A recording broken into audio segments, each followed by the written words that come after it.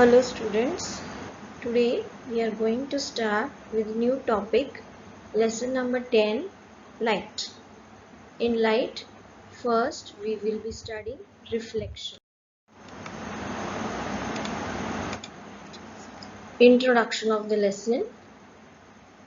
We see a variety of objects in the world around us.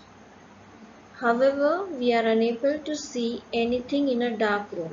You all are aware of this. We cannot see anything in the dark. So this will define how we are able to see when there is light. On lighting up the room, things become visible. Now, how is it possible? What makes things visible? During the day, the sunlight helps us to see objects. An object reflects light that falls on it. So, how we are able to see things?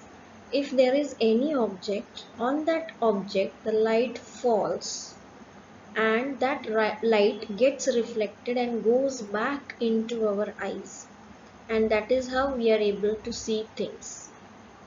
This reflected light, when received by our eyes, enables us to see things. We are able to see through a transparent medium as light is transmitted through it. We are able to see through a transparent glass or a paper or a plastic.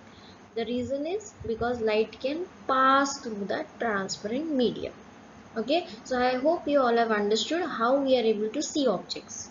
How we are able to see when light falls on an object, it falls on the object and reflects back. After reflecting back, it goes into our eyes, and this is how we are able to see the things. There are a number of common wonderful phenomena associated with light, such as image formation by mirrors, twinkling of stars, beautiful colors of a rainbow, bending of light by a medium, and so on. And a study of the properties of light help us to explore them. So at present in this lesson we are going to study only image formation by mirrors.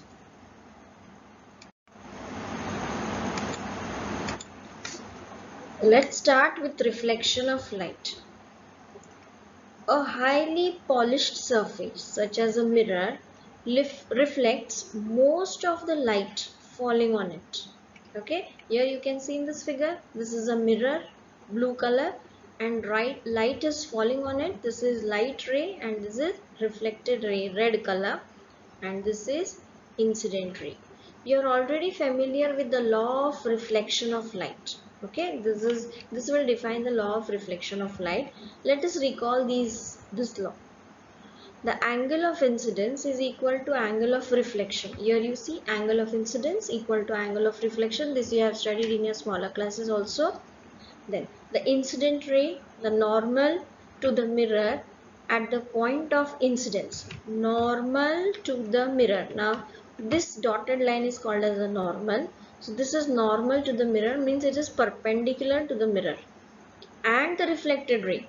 So this is incident ray, green color, and this is reflected ray, red color. All lie in the same plane. You see, they are all in the same plane.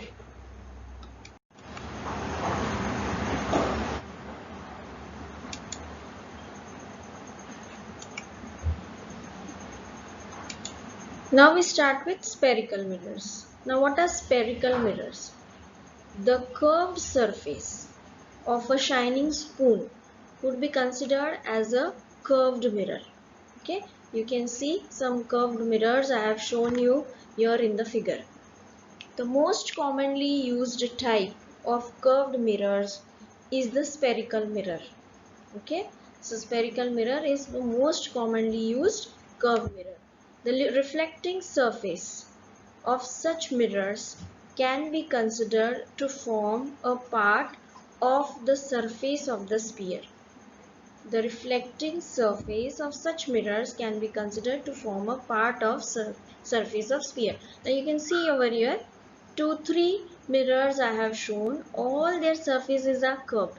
Just see the first one looking like a dish antenna. Here it is a curved surface, curved inward. Here also this you can see a CCTV camera.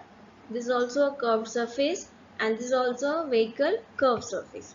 Such mirrors whose reflecting surface are spherical are called as spherical mirrors. So here three different spherical mirrors I have shown.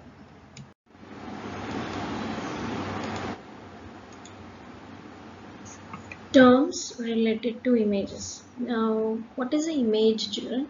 Whatever is formed inside the mirror, whatever you can see inside the mirror, that is called as the image. And where you are standing, you become the object. For example, you can see in this picture, a person is standing outside the mirror, so the person becomes object. And the one what he can see inside the mirror is his image. Okay, now first is virtual image. Now what is a virtual image? Virtual means artificial, means the person who is standing outside the mirror can see a same image, a same man like him standing inside, but this man who is inside the mirror is not real, he is virtual, that is artificial. Okay, these images cannot be seen. Okay, so they are seen inside but they are not real. Now what is erect? Erect means straight. Okay, as it is, as the man is, same is the image.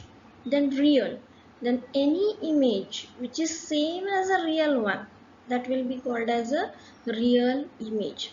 And inverted, inverted means upside down. Okay, the image which is upside down. So supposing here head and legs, so their upside down means legs will look up and head will look down. Okay, now let us start with introduction to types of mirrors. Okay, these laws of reflection are applicable to all types of reflecting surface including spherical mirrors. You remember the laws of reflection, that is the incident ray, reflected ray, normal all lie in the same plane and angle of incidence equal to angle of reflection. Or these laws are applicable to spherical mirrors also. So you are familiar with the formation of image by a plane mirror, isn't it? This is formation of image by a plane mirror. What are the properties of this image? Image formed by a plane mirror is always virtual and erect. You see, this is virtual inside and erect means straight. The size of image is equal to that of the object. So the size of both image and object are same. Then image formed is as far behind the mirror as the object is in front.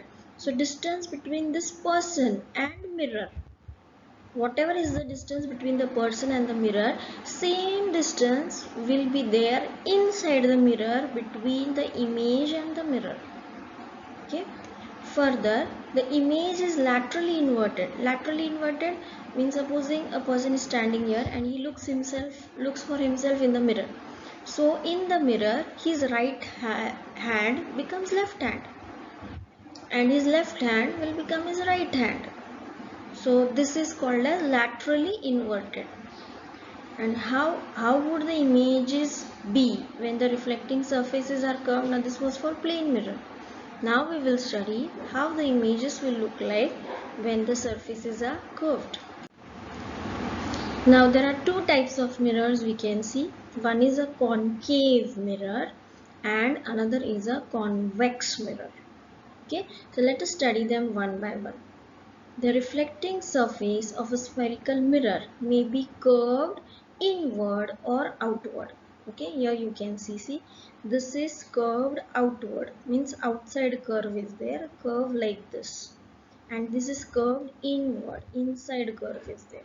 Okay, now a spherical mirror whose reflecting surface is curved inward, that is faces towards the center of the sphere, is called a concave mirror. Now you see, here you see this dark black line, that is your mirror.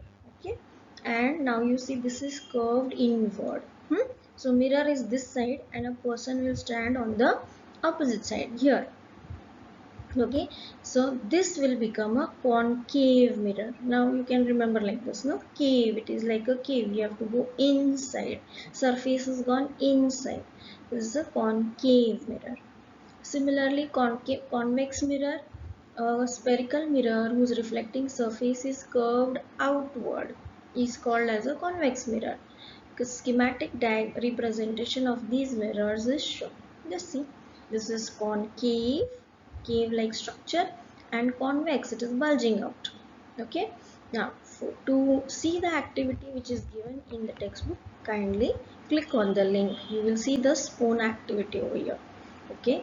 Before you see that, here you see again I have shown another two images. Here again concave mirror, light is going from this side. This is a reflecting surface, whereas in a convex this is a reflecting surface. Okay, same way the third one also. Okay, now there are some terms related to image formation by spherical mirrors. Before we study image formation, we have to study these terms. So before we move further on spherical mirrors, we need to recognize and understand the meaning of few terms. Okay, so I'll just explain you that these terms are commonly used in discussion about spherical mirrors. First is pole. The center of reflecting surface of a spherical mirror is a point called as pole. Now just see, this is a mirror. You can see this dark surface here. This is a mirror, and here you see the center of this. This point is called as pole. Okay, it lies on the surface of mirror. It lies on the surface of mirror, and the pole is usually represented by the letter P. So for concave, here is a pole, and for convex, here is a pole. Okay, same way in the other figure also you see, this is a pole here, this black line you see, second figure, this black dark line, here P is here, this is a convex surface, this is a concave surface. Okay, and here is the pole. Understood, children? So for today we study only this much, and remaining part we shall do tomorrow. Please, anything you don't understand, please let me know.